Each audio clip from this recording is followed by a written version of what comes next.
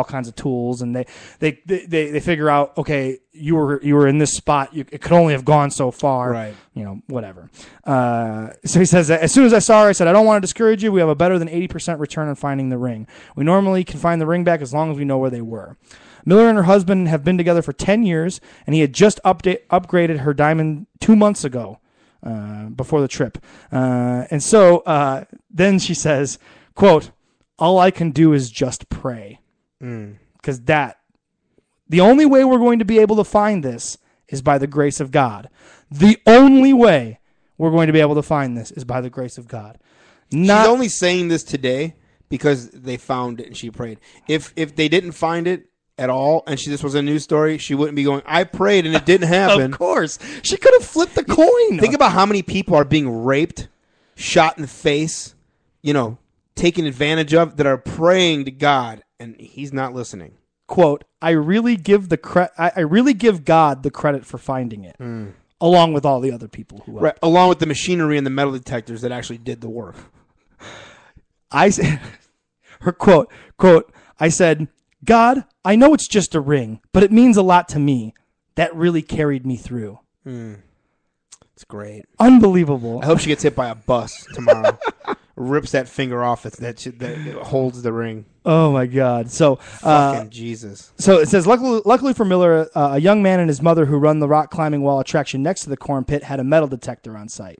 Maybe that had something to do with it, huh? You're in a bunch of corn that doesn't pick up metal. Right. There's only one piece of metal in the entire batch. Not that difficult. Right. They, along with the countless other complete strangers, helped the Millers search for the ring. So there was dozens of people in this pit helping, but it was God. And I mean, I don't know this pit, but we go every year to Stoddy Farm over in McHenry with the family, and it's a pit that's like 20 by 20 or 30 by 30. So it's a pretty sizable pit, but there's only so much they're going to put in there, And I would say it's about 1.5 feet deep of corn. It's not. We're not talking about, Unbelievable. Bottomless pit. It's just it's so nauseating what happens with Jesus. And we talked about Tim Tebow. Yep. He's the closest thing to God as far as sports are concerned. Right. I think Jesus sits in Tim Tebow's box on Sundays. Right. Watches the game. He right? does. Well, he hooks it up. That's what he does.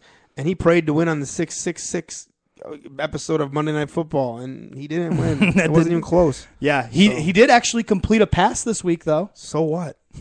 The point is, well, it's a big deal for Tim Tebow fans. Yeah, well, good. The point is Jesus loves to help people win the lottery.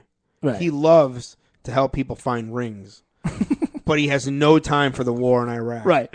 No time for innocent people dying. But people might think because he hates Allah, of course. So it's got to be that. Right. But then he doesn't fucking. Why is George Bush still breathing air? Why is Dick Cheney still take oxygen into his lungs? Right. If God hasn't, he should be wrecking. But God doesn't care about politics. But Dick Cheney's daughter is a lesbian, and Dick Cheney accepted her. So can you get him for that? I think there's so many weird rules on how you can get in to heaven. That is true. When that happens. You shoot your friend in the face hunting, though. It was an accident. It's an accident. Jesus Christ. I'm never going hunting with anyone for that reason. Especially Dick Cheney. Right. Don't go hunting with Dick Cheney because he will blow your face off. God, dude. I'm on my Facebook wall and I'm reading all the people's reactions to the debate. And it's funny to hear people shit back and forth. And it's like they're not, like, guys, none of this stuff matters. Yeah. None of it. They're not telling you the truth. It's lip service. It's lip service. And really all this is that. They're just here to rile you up. They're just going to rally you up, and you're going to go to the booths and vote for your man. Like we talked about in Florida, 11 million possible voters. What does that say? Oh, Jesus. 11 million possible voters. 1.6 million do it. Right. It's unbelievable when you think about it. There's no odds. Yeah. So even when you say like people you work with or people this, people that vote, no, you don't. No. That's such a small percentage. I bet more people smoke cigarettes in the state of Florida than actually vote. I'll bet that's true. I'll bet that's totally true. I bet there's more people that watch Jersey Shore in the state of Florida than vote. Right. I bet the people in Ohio, there's more people that, exactly same thing. Yeah, Insert whatever. There's more people that don't pay their cable bill in the state of Florida You know what I mean? That don't vote. Right. How about this idea that these debates are going to swing someone's thought process one way or the other? We're a month away from the elections. This shit's been going on for 2 years at this point. Right. If you don't know who you're voting for at this point, just stay the fuck home. Yeah, and you're not watching this going. Like, for instance, they said that Obama shit the bed on his debate, right? I guarantee you there was not one person that was voting for him the night before that the next day they went, I'm not voting for that asshole. Fuck that, Romney. They said he had a bad night. Right. Plain and simple. Right. Plain and simple. You don't go then and look into this candidate and find anything else out. You're still staying the course. I would love to changing. meet someone that is legitimately still undecided. Yeah. I got questions. I don't think that exists. I think the undecided person is the one that knows nothing. Right. Like, that's the person who is undecided because he doesn't even, I don't know. I don't pay attention to that shit. But you're going to make your decision based on these debates? No, I think they don't vote. These debates, it's like football. Mm-hmm. It's you're watching your favorite team win, lose, or draw. Right. That's it. Every Sunday you tune in wearing that jersey, and there's no changing that. There's no changing it. Mm-hmm. Period. We even talked about on the first segment of this show. We talked about there is changing it. I mean, there is going to be a third party could rise up and have. We talked about influence. that privately. Was that? No, we talked about it on the. We did. That's how my mind is so fried at this point. Yeah, we talked about how the Libertarian or even how you had said the Tea Party. You think they're going to rise up and get a third voice, but it's certainly possible that enough people get frustrated enough and enough people push for it, and the right person with the right amount of money runs on a third party ticket. Yeah. That's really what it's going to take. A legitimate somebody that people can respect. Ultimately, the guy is Ron Paul, but I don't. It's too late. It's too late. They've wrecked his name. Yes. He's a joke. On the surface, isn't only a joke. He's a rapist. Mm-hmm. He's a racist. Mm-hmm. He's all these things that when you break down the guy, he's not. And it's kind of a fucked up world we live in. That, you know, and we can go back and forth on the media if it exists, if people pay attention to it or not. Mm-hmm. It still controls the major thought of people. Sure. And it still can run someone through the fucking mud in a second. In one 6-minute news story can fucking wreck someone's whole life. And that's pretty much what's happened to this guy. You can go back to Ron Paul interviews from the 70s and play them next to interviews from today, and he's saying the same verbiage, warning of the same things. And the same things, the only difference between the 70s and now, it's actually happening. Right. It's here. What he's been warning about. It's not only here, it's been here, and people are still denying it. It's true. That's scary. That's why, you know, we talk about what's the breaking point. As long as there's still people sleeping outside for the iPhone 5, there is going to be no changes. There's not. Right. As long as X amount of millions of people tune in to watch Honey Boo Boo every week, there is no changes. Now, look, I'm into. You need to disconnect from stuff sometimes. You need to watch Honey Boo Boo time to time. As long as the other hours of your day, you're educating yourself on the world around you. Not politics, right? But what is around you? What makes you you? What makes you you? What makes your world you? That's where. So don't get me wrong. You need to have the disconnect where you can shut it off and not worry about anything and plug into Honey Boo Boo. I get that. Sure. But when I then ask you and I hold up a picture of Ben Bernanke and you don't know who that guy is, right? Now I have a problem with you. Right. You need to know who makes this world the world. Yeah, it's your right as a person. You should know these things.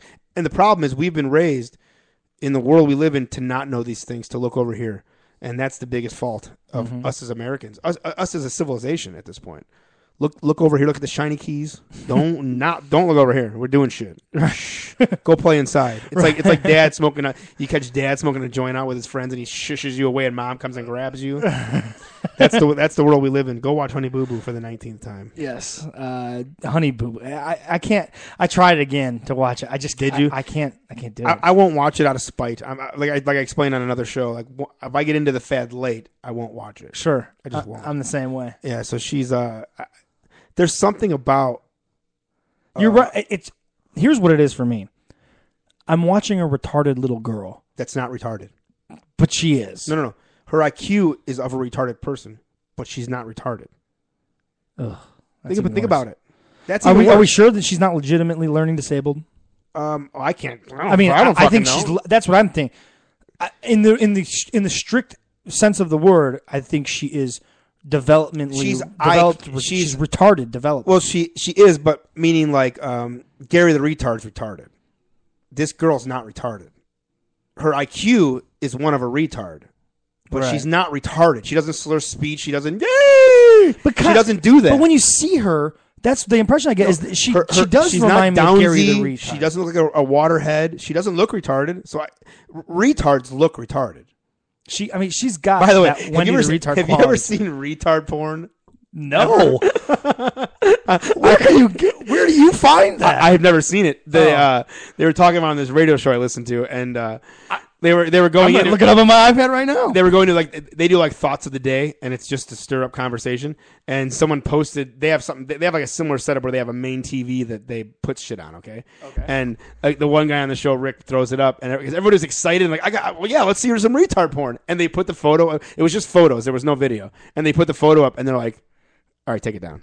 You know, I don't want to see this. And they were waiting for the cops to bust in to arrest them. It's not illegal, but it's what. Are you seeing images? Is there retard porn? Yeah. What is going on here? It's just odd. That's a bit of abuse in some weird way. But then you look at a guy like Gary the retard knows what sex is. When Stern interviews him about sex, he knows what it is. He knows he wants it. So is it really abuse? Naughty and Nice, fucked by 3 retarded ghosts. That's the name. Imagine you're that girl that needs that meth fix so bad you're willing to let 3 retards blow their loads on you. Horny retard teen. Of course she is. Oh my God, this is crazy. Yeah, so there you go. Everybody out there, take some time. Expand your horizons. Maybe you like retard porn. Maybe that's something that you'll beat off to. Go to Google and look it up, man, because it's fucking ridiculous. Yeah, it's something else. It definitely sparks conversation, if you will. Retard porn. But yeah, back to that little bitch though and her mom. They definitely are retarded. They have an IQ under 87. They're stupid. Under 80 or under 90, you're mentally disabled. They're definitely mentally disabled. They're not retarded. Retarded is like a birth defect. It's like you're retarded. You don't one day become retarded. You're born retarded. Yeah, it's a term. Mm-hmm. You know, that girl was born, and if her mother would have given her away for an abortion, she could be the president. Sure. She was raised by the wolves, and now she's a wolf. You know that's all it is. Oh, honey boo boo child. And my dad, he sent me a photo of her she sneezed and snot was all over her fucking face. And so he sends me that photo today going, let's get lunch. This little girl just shit all over her. And the camera guy doesn't stop. They just keep shooting, you know. Right. She doesn't she plays in it. Snot. Oh, that is truly awful. Yeah, man. I don't get it, man. I don't understand what the overall draw is. I see watching one episode and then being like, okay. But then to tune in next week, I don't see what are you watching next week. Sure. Do you think, though, that people, when we put over Bayou Billionaires, do people scream at their radios and say, it's the same thing as Honey Boo Boo? It's not the same thing as Honey Boo Boo because these people, they're not retarded. They're just from the South. So they have that drawl, you know? But they literally have money and they spend it on things. So you're just watching these people spend money. It's not the daughter has a drug problem. They don't talk about it. They never reference it. They don't say anything about it. No. But she has a drug problem. And her boyfriend, the guy with the no teeth in his mouth, he's a star. Yes. That guy's a star. Mm-hmm. And I don't care if you watch that. If you just watch him, he's a fucking star. Yeah. Did you watch where they went to New Orleans yet? No, I haven't caught up yet. I have not caught up. I've got 4 or 5 waiting in the hopper. They went there, and he wanted the mother and father were going to New Orleans to buy a bed and breakfast because they were for a new business venture. They were going to buy a bed and breakfast in the French Quarter. So they're in the living room setting up the show, you know. And the boyfriend says, "Well, I want to go with you because I need to get a seance." A seance? He goes, "Yeah, I need to get an old girlfriend put a spell on me." And then he looks at his girlfriend and she goes, "That spell's killing us." So where her face doesn't move when she says it, of course. Exactly. So they go to the French Quarter and they go to a witch doctor. And the witch doctor, you could tell, is just a local actor. You could tell it's not real. They told him you have here's the story. You have a hex on you. Look at 92% of Bayou Billionaires is bullshit. Right. All of it's bullshit. They come in and they say, okay, this week, this is your story. And there's no script. They don't read a script. They just set them up. Right. Go here. And here's the guy. How you would do it. go do it. Because you could tell, like, sometimes they try to act and they're terrible at it. They also made a kung fu movie. Like, they made their own kung fu movie. The two brothers that are like the Correct.